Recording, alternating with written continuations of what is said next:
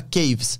As cavernas de Ajanta eram lugares que os monges escavavam, assim, esculpiam estátuas lindíssimas do Buda. Toda essa escultura, todas as pinturas feitas 2000 e poucos anos atrás, foi porque os gregos entraram em contato com os indianos e toda a arte de estatuaria grega, de pintura grega, entrou em contato. Então, bom, eu não acredito que o Alexandre fosse perfeito de forma alguma, mas se ele contribuiu a esse lugar, esse é um dos lugares mais legais que você pode visitar na sua vida, cara. Olha essas estátuas, por exemplo. Pode ser. Essa daí. Então, esses Budas foram contribuição dos gregos. E boa parte das filosofias da Índia foram levadas para a Grécia nessa época. Enfim, eu acho uma tremenda de uma delusão você apostar em um lado só. E mais do que isso, né? Quando você espera que haja um salvador, seja ele religioso, ou político, ou ideológico, ou filosófico, você está esperando que alguém de fora resolva os teus problemas. Se isso não é infantilidade, se isso não é engano do ego, então não sei o que é. Você achar que um ser humano tão falível quanto você quer absolutamente o seu bem, é ser muito ingênuo. Ainda mais se esse ser humano está envolvido com o que há de mais sórdido, de mais podre, de mais esquisito que a gente produz, que é esse jogo do poder. Mas o que é esse movimento, psicologicamente falando ou espiritualmente falando, da pessoa ter que se identificar com uma ideia que eu sou de esquerda? Sempre alguém fala pra mim, eu sou de esquerda ou eu sou de direita, eu fico, como assim? Isso não é isso. Isso não é quem tu é de verdade. Exato. Eu falei disso no vídeo de hoje lá no nosso canal. Eu falei no vídeo pra gente não se ajoelhar pra idiotas, né? Porque, no fim das contas, todos nós acabamos seguindo alguém. Nessa coisa do cérebro de querer economizar energia, a gente quer que alguém nos dê respostas, que alguém nos dê caminhos, que alguém nos aponte direções, que alguma ideologia nos preencha com sentido de mundo. Porque imagina, até mesmo o niilismo, né? A ausência de sentido é tentar dar uma explicação a partir da negativa, né? Não existe sentido. Então, é claro que a gente vai seguir alguém, mesmo que a gente diga que não. Alguém é modelo para nós, que seja nosso pai, nossa mãe. Mas em algum momento é necessário ter essa maturidade tão desesperadora quanto tentar pular de paraquedas sem paraquedas, de dizer, eu tenho que tomar escolhas por minha própria decisão e eu tenho que saber que quem eu coloquei lá no poder é meu funcionário, cara, não esse é um problema e ingenuidade dessa democracia representativa, porque a gente cria um modelo para idolatrar políticos, a gente cria um modelo para idolatrar pastores e líderes. Vira a Coreia do Norte, igualzinho. Fica igual. Não há diferença alguma. E aí, você faz isso no desespero de ter referencial, no desespero de ter alguém que cuide de você. Tem gente que escreve sobre isso em tratados filosóficos, né? Que quando a gente matou Deus com o ocidentalismo e criou essa ideia, assim... Por exemplo, a Rússia, né? A Rússia, na época do regime comunista, para poder proibir a religião, a gente faz um culto à personalidade do Stalin, porque as pessoas têm essa aspiração a adorar algo. Tem um vazio, né? Meus colegas da filosofia que são de esquerda vão querer me matar agora porque eu falei isso. Mas sim, as pessoas têm um vazio. E essa é outra parada do yoga que eu acho fascinante. Esse sagrado que você quer adorar e essa maravilha da existência tá dentro. Olha pra dentro que você encontra lá aí. É o que o meu mestre poderia dizer pra mim, depois de tudo que ele me fez. Me adore, me ame. Ele disse, para de infantilidade. Quando eu, queria tocar os pés dele, como se faz tradicionalmente na Índia, ele falava, para com isso.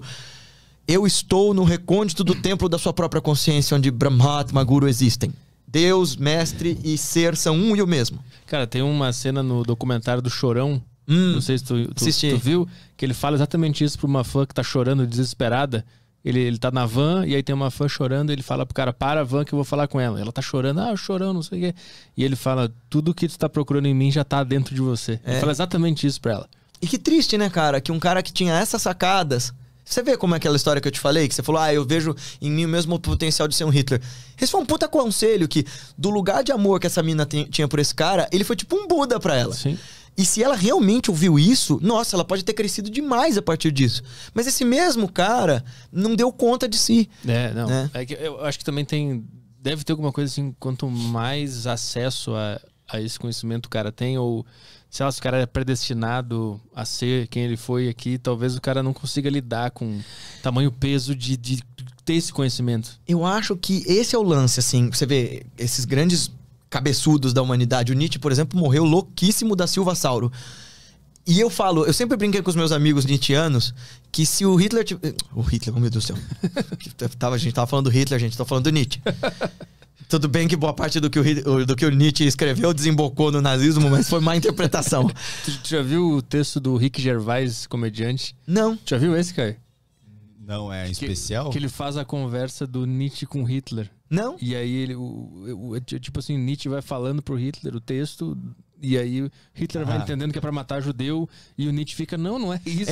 Porque foi isso que aconteceu na real. Isso foi o que rolou na real. A galera catou a filosofia dele e usou pra justificar o nazismo, dentre outras ideias. Eu recomendo todo mundo ver esse Rick Gervais, Nietzsche, Hitler. O ponto era... Então, o Nietzsche, eu sempre falei que se ele tivesse encontrado um mestre, um verdadeiro iluminado, o cara teria sido iluminado também. Porque conta-se que na juventude dele, quando ele viu um cara espancando um cavalo com chicote, ele caiu chorando de desespero, assim. Ele chorou copiosamente. Um cara que é capaz desse nível de compaixão, ou seja, de sofrer junto, de sentir com outra criatura que não é nem humana, ele é um tremendo de um ser humano, mas o mundo que mostraram pra ele foi através de um ponto de vista muito ruim. Então, eu tenho comigo que capacidade intelectual é importante, ajuda muito, mas primeiro, tem um monte de mestre que não era letrado de forma alguma e que chegou lá, e algumas das pessoas mais inteligentes que eu conheço são algumas das pessoas também mais depressivas, porque o intelecto cru, sem ser envolvido por esse algo a mais, esse indizível interno, esse sagrado, esse divino, por que não? A gente só olha pro mundo com um tremendo de um pessimismo. Aqui eu tô falando do lugar de filósofo, tá? Aqui eu olho e falo, mano, já era tudo, deixa acabar que é melhor. Tu é a segunda pessoa que fala sobre espiritualidade aqui que menciona Nietzsche. Qual era o lance de Nietzsche?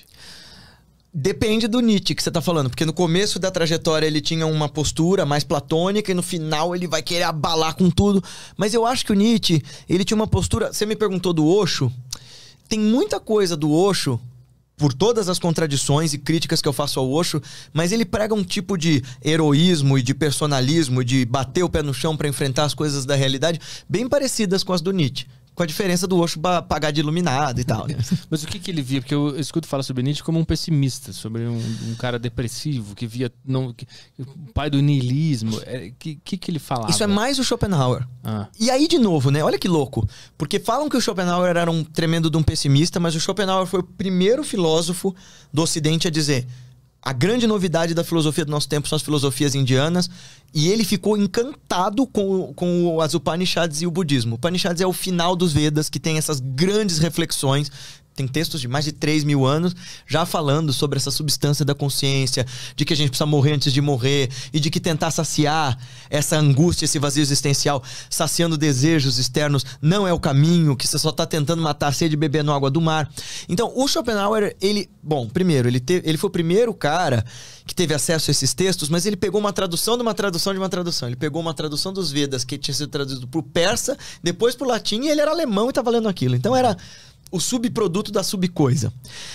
Mas mesmo assim ele intuiu que ali existia uma profunda verdade e ele dizia, olha, tentando saciar desejos a gente não vai obter felicidade e paz. Isso é só para algumas pessoas que são verdadeiros pontos fora da curva, tipo os santos. Ele não via essa possibilidade de iluminação como um caminho viável, que é o que todas essas doutrinas vão dizer. Eu, você, o Caio, todos nós somos capazes desse estado iluminado. É só que a gente na real não quer. A diferença do Schopenhauer pro Nietzsche é que o Nietzsche vai afirmar, sim, uma beleza na vida, vai afirmar uma pujança na existência, mas nela em si mesmo. Ele vai dizer, por exemplo, que o que dá o colorido à vida, o que dá sentido de viver é a arte.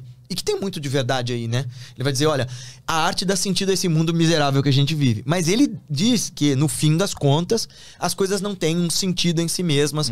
Ele diz, no fim das contas, que não existe outra coisa senão o corpo. Essa é a grande mensagem dele na obra que... Eu fui ler esse livro, eu tinha 15 anos, eu quase pirei. Eu li Assim Falou Zaratustra, porque eu gostava de mitologia, gostava de zoroastrismo, e Zaratustra é o nome do profeta dessa religião. E que não tem nada a ver, o Nietzsche só pegou o nome do Zaratustra pra fazer esse livro dele. Então, ele já via que existia algo além do